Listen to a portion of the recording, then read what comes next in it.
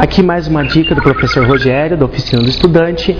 A dica que eu vou dar agora é a relação entre Adam Smith e o mundo atual. Vamos entender o que foi criado no século XVIII dentro daquela esfera do iluminismo e o que nos influencia até os dias de hoje. Um dos principais pensadores iluministas foi justamente esse britânico Adam Smith. Adam Smith, ele escreveu um livro extremamente importante para a história da humanidade que chama A Riqueza das Nações.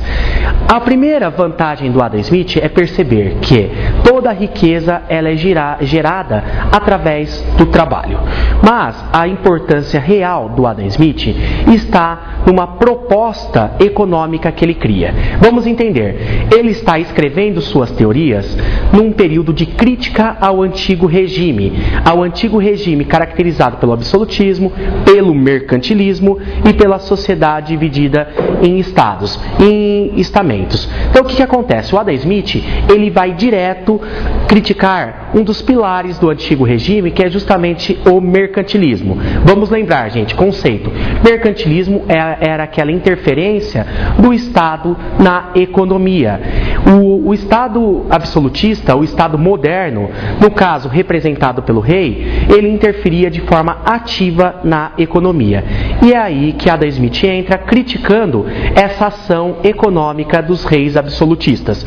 Vamos entender. Adam Smith, ele simplesmente vai ser contra o mercantilismo, porque ele vai defender a autorregulação do mercado. Segundo ele, vai surgir a teoria da lei da oferta e da procura. A lei da oferta e da procura é o seguinte, prestem atenção aqui. Olha o que o Adam Smith estava querendo nos ensinar, que se você tem uma oferta muito grande de produtos e uma procura pequena, o preço desse produto fica muito barato. Então ele fica muito baixo, assim como o lucro das empresas que produziram esse produto. Então chega uma hora que vai ser uma concorrência natural, algumas empresas vão falir e o número de produto vai diminuir. Aí a gente tem uma outra lógica, uma outra hipótese criada por Adam Smith. Agora eu tenho uma oferta pequena de produtos e muita procura por esse produto. Ocorre o inverso, o preço do produto fica muito mais caro. Chega uma hora que as indústrias vão perceber que está faltando esse produto e vão começar a produzir, até chegar uma hora que ocorrerá um equilíbrio entre a oferta e a procura de produtos. Isso cria um preço justo. E o importante dessa relação que eu mostrei aqui com as minhas mãos, Adam Smith jamais ele cita essa regulamentação através do Estado.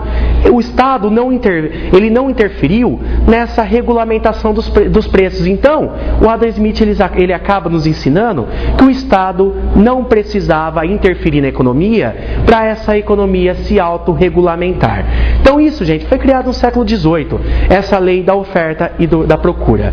Depois, ela vai ser implementada muito no século XIX, ela vai causar alguns problemas, como o imperialismo, Primeira Guerra Mundial e também a crise de 1929 com a quebra da Bolsa de Nova York.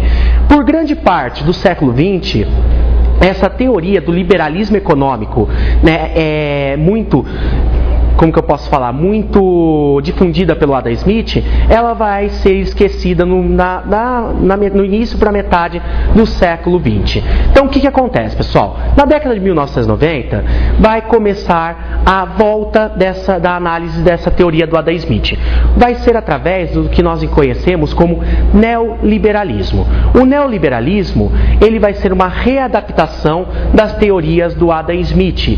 Vamos entender como ele vai fazer. Esse neoliberalismo ele vai propor o chamado Estado mínimo, ou seja, que o Estado deve interferir o mínimo possível na economia e na sociedade. Ele só iria possibilitar para a população alguns recursos básicos, como saúde, educação, segurança pública.